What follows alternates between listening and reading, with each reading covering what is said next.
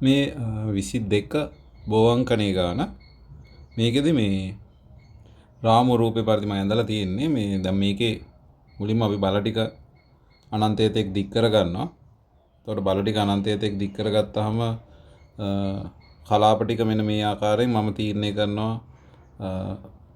මේක A කියලා මේක B කියලා. බලයක් හම්බෙන හැම මොහොතකම අපි සංදිය වටේ කැරකෙද්දී කලාපේ මාරු කරනවා. එතකොට දණ්ඩක බලයක් තියෙන්න පුළුවන් නිසා මෙතන කැරගෙනකොට මේක C මේක F විදියට ඒ විදිහට මම හැමතැනම වෙනස් කරලා තියෙනවා.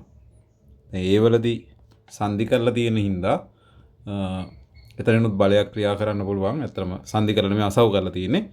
නිසා එතනදිත් බලයක් එන්න පුළුවන්. අපි දිශාව දන්නේ නැහැ. සමම් වෙන කලාප දෙකක් දෙපැත්තට දාලා තියෙනවා. එතකොට අපිට අහනවා මුලින්ම P බලය. එතකොට රාමුවේම සමතුලිතතාව සලකලා මම කරන්නේ මෙන්න මේ A ලක්ෂ්‍ය වටා ගූර්ණයක් දානවා. ඒතර අපිට හම්බ වෙනවා W සහ P අඩංගු සමීකරණයක්. ඒතර ඒ වටා ගූර්ණ ගනිද්දී W බලයෙන් එන ගූර්ණය යාට මූල 3යි දුර. ඒතර මෙන්න තියෙනවා. ඒතර ඊළඟට මම මේ W ගෙන් එන ගූර්ණය හොයන්න 2යි මූල 3යි cos θ කියලා මේ ලම්බ දුර හොයනවා. ඒකට මූල 3යි එකතු කරනවා. ඒතර මෙන්න ලම්බ දුර W ගෙන් එන්නේත් දක්ෂිනාවර්ත ගූර්ණයක් ඒ ලක්ෂ්‍ය වටා අපි මෙහෙම බැලුවොත් හරිනේ.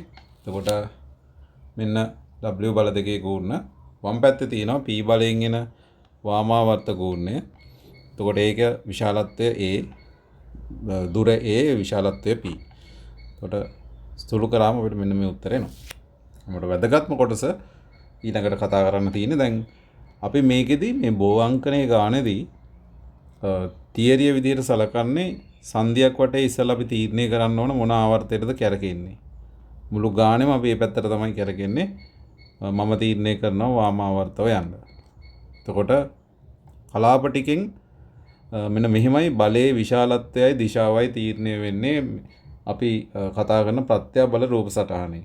දැන් මෙතන ගත්තොත් මම ඉස්සෙල්ලාම තීරණය කරනවා AB කලාප දෙක මාක් කරන්න හැමතිස්සෙම මේ රූප සටහනේ තියෙන කලාප දෙකක්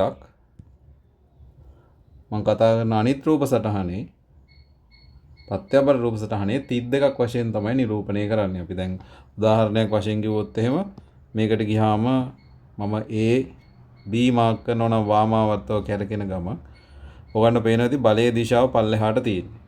ඒතර A කියන ඩොට් එක මෙන්න B කියන ඩොට් එක මෙන්න ඒ දෙන්න අතර පරතරයෙන් කලාප දෙක අතර තියෙන බලයේ විශාලත්වය තීරණය කරනවා. බලයේ දිශාව ඒ 32කින් A සිට B දක්වා ගමන් කරද්දී පෙන්වන්න ඕන. මෙන්න ඒ වල ඉඳලා B ට යනකොට පේනවා. පල්ලෙට තියෙන්නේ. නේ පහළට තියෙන්නේ W. ඊළඟට මට ලේසියම පුළුවන් මේක වටේ වාමාවර්ත වටයක් ගියොත් එතකොට අකුරු රටාව BC අපි අකුරු රටාව හොයාගන්නයි වාමාවර්තව කැරකෙන්නේ. එතකොට B සිට C දක්වා යද්දී පහළටයි යන්න ඕන W. එතකොට මෙන්න මේ රූප සටහනේ B සිට C දක්වා මම පහළට යනවා W ප්‍රමාණයක්. එතකොට C ලක්ෂ්‍ය මට තියෙන තැන හොයාගන්න පුළුවන්. ඊළඟට අපි බලමු අපිට ලේසියෙන්ම ලකුණු කරන්න පුළුවන් ඒවා මොනවාද කියලා. මම හිතන්නේ F ලකුණු කරන්න ලේසියි අපිට. මෙන්න මෙයාව. මොකද CF වාමාවර්තව කැරගෙනකොට අකුරු රටාව CF සිරසට අංශක 60ක් ආනතයි. හරි. C සිට S දක්වා ගමන් ගන්නා මාර්ගය සිරසට අංශක 60ක් ආනත මාර්ගයක්. බලයේ දිශාව නම් අපි දන්නේ නැහැ.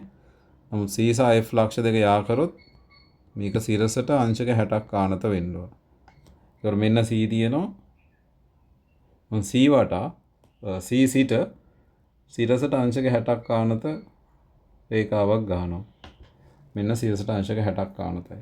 ඒතර ඒ රේඛාවේ මේ රේඛාවේ කොහේ හරි තැනක F ලක්ෂය තියෙන්න ඕන. හරි. තාම අපිට F ප්‍රශ්නයක්. හැබැයි අපි දන්නවා F සහ B යා කරන රේඛාව මෙන්න මේ දණ්ඩට සමාන්තර රේඛාවක් වෙන්න ඕන. මොකද F සහ B මගින් නිරූපණය වෙන බලය F තිතයි B තිතයි යා කරාම ඒ නිරූපණය වෙන බලය අනිවාර්යෙන් දණ්ඩ දිගේනේ තියෙන්නේ. එතකොට F සිට B දක්වා මම යන්න ඕන සිරසට අංශක 30ක් ආනතෝ. මෙන්න F තියෙනවා. සමා වෙන්න මෙතන B තියෙනවා. B සිට මම රේඛාවක් ගහනවා සිරසට අංශක 30ක් ආනතෝ. එතකොට මට පැහැදිලිවම මාක් කරගන්න පුළුවන් මේ රේඛාවෙත් F ඉන්න ඕන. මේකෙත් F ඉන්න ඕන. එතකොට ඒ දෙන්න කැපෙන තැනින් මම F මාක් කරනවා. ඔය විදිහට මම F මාක් වෙනවා. ඊට පස්සේ මට F තියෙන නිසා මම කැමති E ව මාක් කරගන්න. මොකද EA 32 යා කරන රේඛාව දණ්ඩට සමාන්තර වෙන්න ඕන. එතකොට A මෙතන තියෙනවා. E මෙතන තියෙනවා. A මෙතන තියෙනවා. මම එතකොට මේක යා කරොත් ඒ හරහා රේඛාවක් තිරස්ව ගැහුවොත් මේකේ කොහේ හරි E ඉන්න ඕන. කොහෙද දන්නේ ඉන්නේ. හැබැයි අපි දන්න දෙයක් තියෙනවා. F සහ E තිරසට අංශක 30ක් ආනත වෙන්න ඕන. එතන මට පුළුවන් මෙතන ඉඳලා F මම මාක් කරන්නේ දැන් තියෙන්නේ. එතනින් අඳිනවා තිරසට අංශක 30ක් ආනත රේඛාව. එතකොට මේකෙත් E ඉන්න ඕන, මේකෙත් E ඉන්න ඕන. එන ඒ දෙකේ ඡේදන ලක්ෂයේ E ඉන්න ඕන. තව අපිට ලේසියෙන්ම මාක් කරන්න පුළුවන් E සහ D සිරස් වෙන්න ඕන. බලයේ දිශාව අපි දන්නේ නැහැ. අපි නමුත් දන්නවා ED මෙන්න මෙහෙම සිරස් රේඛාවේ තියෙන 32ක්. දැන් මට E ලකුණු වෙලා තියෙන නිසා මම ඒක අරහා සිරස් රේඛාවක් ගහලා කියනවා මේකේ කොහේ හරි D ඉන්නවා. හැබැයි මම දන්නවා C සහ D C තිතයි D තිතයි ඒ දෙන්න අතර තියෙන බලයට සමාන්තර රේඛාවක් උඩ තමයි ඉන්නේ. හරි. එතකොට C මෙතන මම මාක් කරලා තියෙන්නේ. මම ඉර ගහනවා. මේකෙත් D තියෙන්න ඕන. මේකෙත් D තියෙන්න ඕන. එහෙනම් මෙන්න D. එතකොට මට අවශ්‍ය සියලු මේවා ටික දැන් ලකුණු වෙනවා. ඊළඟට මම කරන්නේ මේ වගුවේ මේ ඕගොල්ලන්ට කැමති නම් මේක කරන්න පුළුවන් විශාලත්වය හොයද්දි ලේසි වෙයි කියලා මම හිතනවා. දැන් හිතන්නකෝ AB දණ්ඩ ආතතියක්ද තෙරපුමක්ද කොච්චර විශාලත්වයක්ද කියලා හොයන්න තියෙනවනේ. එතකොට මේ දණ්ඩ දෙපස තියෙන කලාප දෙකෙන් තමයි මේ AB ගැන විස්තර ඔක්කොම කියන්නේ. එතකොට මම AB දණ්ඩ විශාලත්වය හරි දිශාව හරි හොයන්න වෙද්දී මට ඒ 32 අතර පරතරය සෑහෙන වැදගත් විශාලත්වය හොයන්න. මේක වටේ කැරකෙනකොට මට හරි වැදගත් වාමාවර්තව කැරකෙනකොට අකුරු රටාව.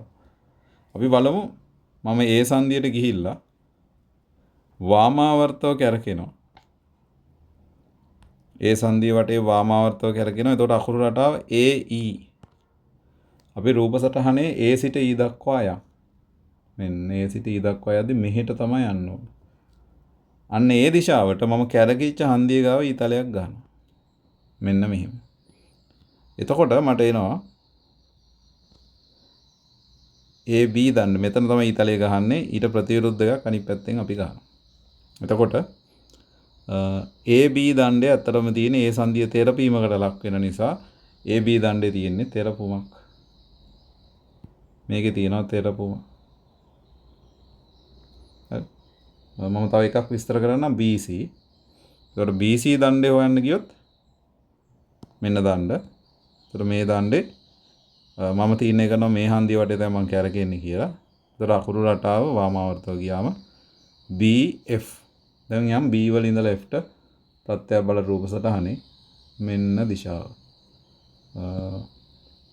ඒක ගියොත් මෙන්න මේ පැත්තට තමයි යන්න ඕනේ. ඒ දිශාවට මම කැරකිච්ච හන්දිය ගාව ඊතලයක් ගැහුවොත් මම දාන්න ඕන මෙහෙමනේ. අනිත් පැත්තෙන් මෙහෙම දානවා. එතකොට අපි ඒක මේක ලකුණු කරමු. ඒක ලකුණු කරාම ඔයගලන්ට පේනවා ඇති ඒ තියෙන්නේත් තෙරපුමක් නේ. එතකොට අපි මේකෙත් ලියමු තෙරපුම. CD දණ්ඩට යම් බලන්න. මෙන්න CD දණ්ඩ. ඕක කැමති සංදියක් තීරණය කරන්න මම මෙතනට යනවා. මේ වාමාවර්තව කරගෙනවා අකුරු රටාව FC. FC තමයි අකුරු රටාව. එතකොට F වල ඉඳලා C ට යනවා. මෙන්න F. මෙන්න C ට යනවා. එතකොට මම මේ පැත්තට ගියොත් F සිට C දක්වා ගියොත් මම මෙහෙට යන්න ඕන. ඒ දිශාවට මම කැරකිච්ච හන්දිය ගාව ඊතලයක් ගන්නවා. මම කැරකුණේ මෙතනනේ. ඒ නිසා එතන F සිට C ට යන්නේ මේ අතට උඩ අතට සමයිතන මෙහෙම ඊතලයක් ගන්නවා. ඔයගොල්ලන්ට පේනවා ඇති සංදිය D සංදිය අදිනවා. ඒ කියන්නේ දණ්ඩේ තියෙන ආතතියක්. DA දණ්ඩ. right DA දණ්ඩට ගිහින් බලමු. DA මෙන්න මම දෙපැත්තේ සංදි දෙකෙන් මෙයා තීරණය කළ වාමාවත් වගේ අරගෙනවා. ඒතර අකුරු රටාව ED E වලින් ඉඳලා D ට යන E මෙන්න D මෙන්න මෙහෙටයි යන්න ඕන නේද? එතකොට මම මේකේ රටාව දැම්මොත් මම කැරකිච්ච සංදිය ගාව මෙන්න හරි ඒකේ තියෙන තෙරපුමක් අවසාන වශයෙන් EF දණ්ඩ EF BD දණ්ඩ. එතකොට මම මෙන්න BD දණ්ඩේ මෙතනට හෝ මෙතනට යනවා. මෙතන වටේ කරකින්නම් වාමාවර්තව. ඒතර අකුරු රටාව FE කෝ F මෙන්න F කෝ E මෙන්න E මෙන්න දිශාව. මම කරකිච්ච හන්දිය මෙතන අන්නේ හන්දිය ගාව ඊතලේ අදාළ දිශාවට ගැහුවා. ඔයාලට පේනද මෙතනින් සංදි ආදීනවා. ඒතකොට මේකේ තියෙන ආතතියක්. හරි විශාලත්ව හොයන්න ලේසි. මම අකුරු ඔක්කොම මේකේ මාක් කරලා තියෙන නිසා මේ ඔක්කොම මාක් කරලා තියෙන්නේ. මේ තිත් අතර පරතර ටික හොයන්න. මොකද මේක ලකුණු කරගන්න කිය වාසිය තමයි තිත් අතර පරතර හොයන්න. ඒකට අපිට ආයි රූපේ බල ඉන්න ඕනේ. අපි දන්නවා මොන අකුරු අතර පරතරද හොයන්න ඕන කියලා. ඒතර මේකේ ලේසියෙන් හොයන්න පුළුවන් ඒවා හොයලා දාගත්තාම අනිත් ටික ලේසියෙන් පස්සේ අන්තිමට හොයත හැකියි. ඒතර අපි බලමු දිගවල හොයන්න ලේසිම. මේ දිග W නිසා මේක 30යි මේක 30යි නිසා මෙන්න මේ ත්‍රිකෝණේ සමදීපාද ත්‍රිකෝණයක්. ඒ නිසා මේ ටික W. ඒ නිසා FC කියන්නේ W. FC කියන්නේ W ඒක W දා ගන්නවා. ඊළඟට අපි ගියොත් එහෙම අපිට ලේසියෙම BF හොයන්න පුළුවන්. විදි දෙකක් තියෙනවා. මට හිතෙනවා sin නියමය දාන්න මේ ත්‍රිකෝණෙට. එතකොට BF යට sin 120 sin 120 sin 60ට සමානයිනේ. මෙන්න ඊට පස්සේ FC යට sin 30 ඊළඟට BC කියන්නේ W යට ආපහු මෙතන කොනේ sin 30යි. ඒතර අපිට පුළුවන් මෙන්න මේ දෙන්න සමාන කරොත් නිකම් මට BF ගේ අගය එනවා W sin 60 මූල 3යි W. එතකොට B සහ F අතර පරතරය මූල 3යි W. ඊළඟට අපි බලමු මේකේ තියෙන දත්තත් එක්ක අපිට ලේසියෙන් හොයන්න පුළුවන් ඒවා මොනවාද කියලා. මේක මට හිතෙන්නේ ED දිග හොයන්න හරි ලේසි. මේක 2W නිසා මම ED හොයා ගන්නවා. ඒක 2W. දැන් අපි දන්න ඒවා තියෙනවා. මෙයා හැවුවා මෙයා හැවුවා මෙයා හැවුවා. තව තියෙනවා අපිට AE හොයන්න. එතකොට A සිට E දක්වා පරතරය හොයන්න තියෙනවා. ඊට පස්සේ E සිට F දක්වා පරතරය. මෙන්න මෙතන ඉඳලා මෙතනට දුර හොයන්න තියෙනවා. මට හිතෙනවා E සිට F දක්වා පරතරය මං හිතනවා ලේසි වෙයි කියලා EF කියන දිග හොයන්න. ඔයගොල්ලෝ බැලුවොත් එහෙම මේ රූප සටහන අපිට එකපාරට පේන්නේ නැහැ මේ දිග කීයක්ද කියන එක. නමුත් එයා ඉන්න ත්‍රිකෝණයකට ගිහිල්ලා EF කියන දිග තියෙන ත්‍රිකෝණයකට ගිහිල්ලා අපිට හරි ලේසියෙන් ඒ දිග ගණනය කිරීමක් කරගන්න පුළුවන්. කොහොමද EF දිග? දැන් මේකේ මට හිතෙනවා ලේසි කියලා CD දිග ඉස්සල්ලා හොයාගෙන ඉන්න මේ දිග. මොකද මේකේ ගියොත් එහෙම CD කියන්නේ ඒ කලාප දෙක අතර තියෙන බලයේ විශාලත්වය නිරූපණය කරන්නේ CD දිගෙන්නේ. ඒකට P බලය තමයි ඒ බලය. එතන P බලය අපි හොයලා තියෙන්නේ. ඒතර C සහ D කියන තිත් දෙක අතර පරතරය 3යි මූල 3ක් වෙන්න ඕන. ඒතර මේ දිග 3යි මූල 3යි. මොකද ඒක අපිට ප්‍රයෝගී කරගන්න පුළුවන් EF දිග මෙන්න මේ දිග හොයන්න. මොකද EF cos 30 කියලා ගත්තොත් ඒ තියෙන්නේ මේ දිග. right? ඒ දිගට මම එකතු කරනවා FC cos 30.